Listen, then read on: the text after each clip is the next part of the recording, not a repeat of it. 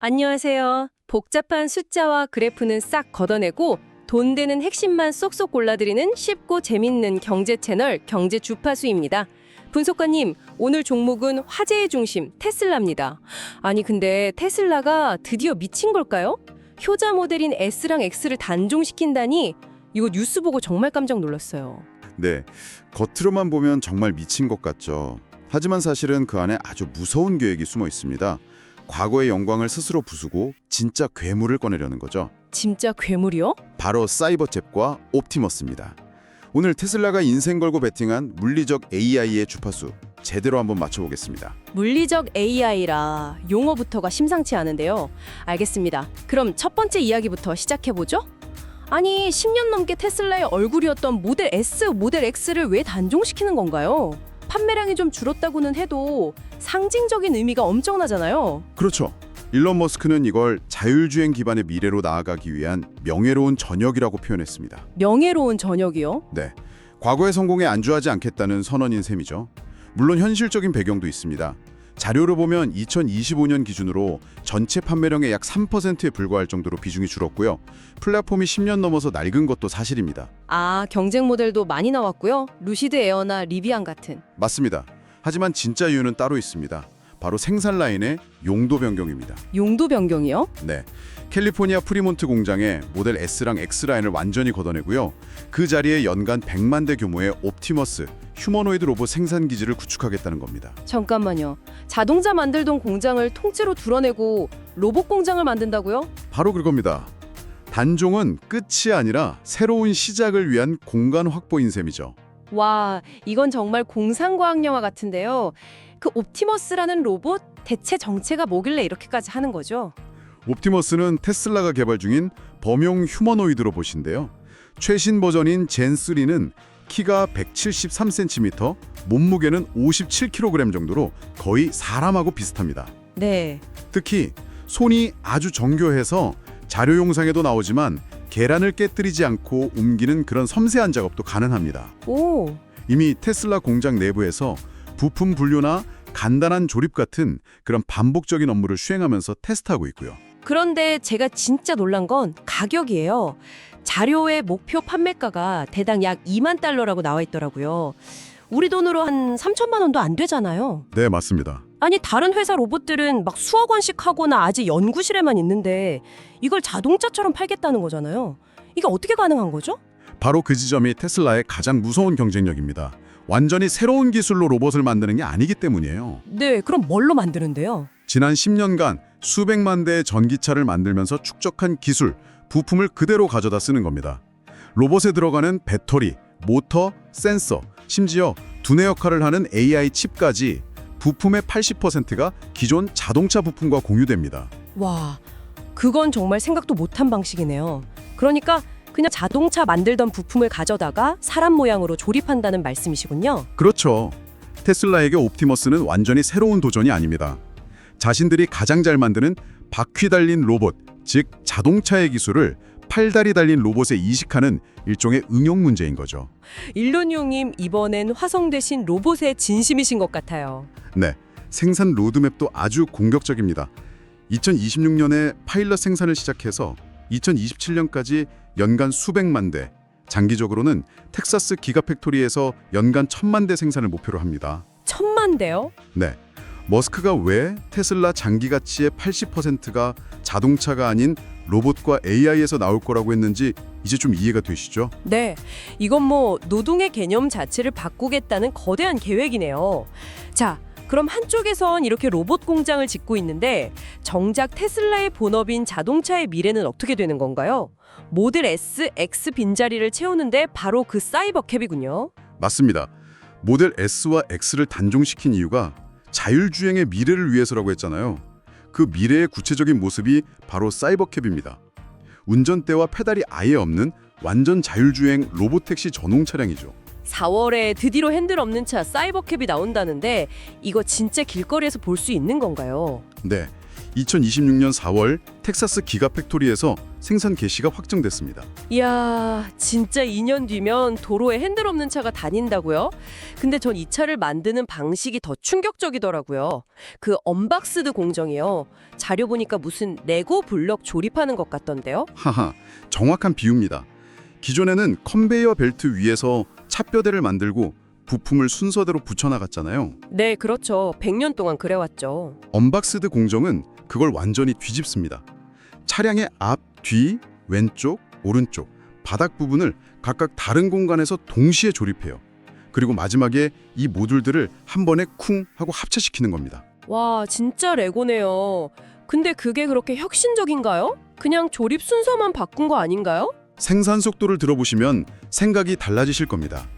이 공정의 목표는 차량 한 대를 단 10초 만에 생산하는 겁니다. 네, 10초에 한 대요? 그건 거의 붕어빵 찍어내는 수준을 넘어섰는데요? 그렇죠. 현재 가장 빠르다는 모델 Y의 생산 속도가 약 34초니까 3배 이상 빠른 겁니다. 장기적으로는 5초를 목표로 하고 있고요. 와, 상상이 안 가네요. 제 주식도 사이버캡처럼 핸들 없이도 목표가까지 쭉쭉 달렸으면 좋겠어요. 하하, 이게 단순히 족도만 빠른 게 아니라요. 공장 부지를 획기적으로 줄이고 제조 비용을 50% 가까이 절감할 수 있다는 뜻입니다. 로보택시 사업은 결국 가격 싸움인데 테슬라는 이 언박스드 공정으로 시장 자체를 파괴하려는 거죠. 다만 머스크 본인도 초기 생산 속도는 고통스러울 정도로 느릴 거라고 인정하긴 했죠. 맞습니다. 모든 부품과 공정이 완전히 새롭기 때문에 초반에는 엄청난 어려움을 겪을 겁니다. 하지만 한번 안정화되면 그 속도는 터무니없을 정도로 빨라질 거라고 자신하고 있습니다. 알겠습니다. 자, 그럼 다음 이야기로 넘어가 보죠.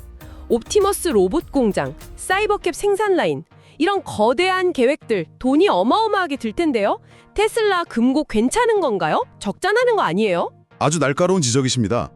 돈이 흐르는 곳에 답이 있다는 말처럼 이 27조 원, 즉 200억 달러가 어디에 쓰이는지를 보면 테슬라의 진짜 속셈을 알 수 있습니다. 어딘데요? 그냥 공장 짓는 거 아닌가요? 아닙니다.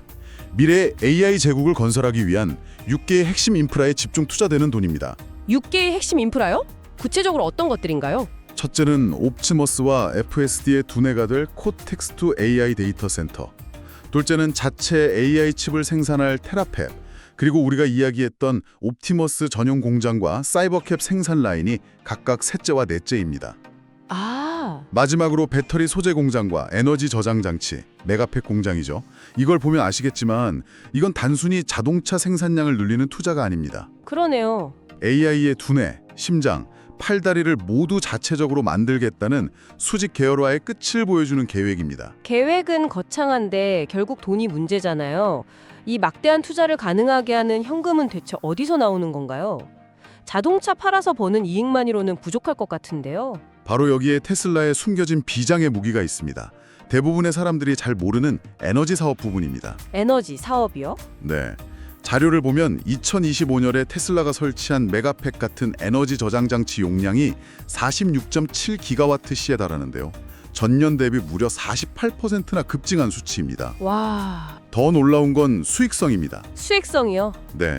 지금 테슬라 자동차 사업부 이익률이 경쟁 때문에 16% 수준까지 떨어졌거든요. 네네. 그런데 에너지 사업부 이익률은 약 30%에 달합니다. 자동차보다 2배 가까이 돈을 잘 번다는 뜻이죠. 와, 2배요? 네, 2025년 기준으로 테슬라 전체 총이익의 약 4분의 1을 바로 이 에너지 사업부가 혼자 책임졌습니다. 이 안정적인 현금 흐름이 바로 AI와 로보틱스라는 거대한 도박을 뒷받침하는 튼튼한 재정적 방어막인 셈입니다. 다들 전기차 회사로만 아는데 실제로는 이 에너지라는 든든한 캐시카우가 미래를 위한 총알을 대주고 있었군요. 자, 그럼 마지막 주제로 넘어가 보겠습니다. 상황이 이렇다 보니 월가에서도 테슬라를 평가하는 시각이 극과 극으로 나뉘는 것 같아요. 실적은 주춤하는데 어떤 분석가는 목표 주가를 600달러까지 부르기도 하더라고요. 지금 PER이 거의 200배인데 이게 말이 되는 수치인가요? 바로 그게 가치평가의 역설입니다.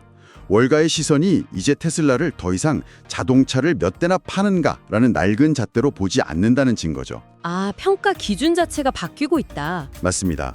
이제는 FSD 구독자 수가 얼마나 늘었는지, 옵티머스가 새로운 작업을 배우는 속도가 얼마나 빠른지, 이런 눈에 보이지 않는 미래의 AI 자산 가치를 보고 평가하기 시작한 겁니다. 자료에 나온 강세론자와 신중론자 의견이 구체적으로 어떻게 다른가요? 웨드부시 증권의 댄 아이브스 같은 강세론자들은 테슬라의 AI와 자율주행 사업 잠재 가치만 1조 달러에 달한다고 봅니다. 1조 달러요? 네, 그래서 2026년 말까지 테슬라 시가총액이 현재의 서너 배인 2조에서 3조 달러까지 갈 수 있다고 전망하죠. 2026년이 테슬라가 AI 기업으로 가치를 재평가받는 원년이 될 거라는 겁니다. 그럼 반대 의견은요? 반면에 모건 스탠리 같은 신중론자들은 지금 주가에 이미 그런 기대감이 너무 과도하게 반영되어 있다고 경고합니다. 완벽함에 대한 가격이 매겨져 있다는 표현을 쓰죠. 완벽함에 대한 가격, 멋진 표현이네요. 네, 핵심인 자동차 사업의 어려움도 무시할 수 없고 이 모든 계획들이 실행되는 과정에서 분명히 리스크가 있다는 겁니다. 그렇군요. 그럼 결국 테슬라 투자는 일론 머스크가 제시한 물리적 AI라는 비전의 실행 가능성에 베팅하는 것과 같다고 정리할 수 있겠네요. 정확합니다. 이 계획이 성공적으로 실현된다면 지금 가치는 오히려 저렴해 보일 수도 있겠죠. 하지만 계획이 지연되거나 실패할 경우 투자자들은 엄청난 위험을 감수해야 합니다. 네, 오늘 정말 흥미로운 분석이었습니다. 오늘 저희는 이 자료들을 통해 테슬라가 단순히 전기차를 파는 회사를 넘어 인류의 노동과 이동 방식을 근본적으로 바꾸려는 거대한 전환점에 서 있다는 걸 확인했습니다. 그렇죠. 그리고 그 배경에는 자체 AI 기술과 탄탄한 에너지 인프라라는 치밀한 계획이 깔려 있다는 것도요. 결국 테슬라가 목표하는 건 지속 가능한 풍요입니다. 노동과 운송 비용을 거의 0에 가깝게 만들겠다는 거죠. 여기서 우리가 마지막으로 생각해 볼 질문은 이것인 것 같습니다. 만약 정말로 한 회사가 대부분의 육체 노동을 대체할 수 있는 3천만 원짜리 로봇을 무한정 대량 생산하는 데 성공한다면 우리 인간이 하던 노동의 가치는 어떻게 변할까요? 그리고 그 변화는 단순히 경제를 넘어 우리 사회 전체를 어떻게 재구성하게 될까요? 와, 정말 깊은 질문이네요. 오늘 테슬라 심층 분석이 여러분의 계좌를 옵티머스 로봇처럼 쉬지 않고 우상향시켜주길 바라며 경제 주파수 구독과 좋아요, 알림 설정 꾹 누르셨죠? 저희는 다음 시간에도 돈 되는 소식으로 주파수 맞추고 돌아올게요. 안녕!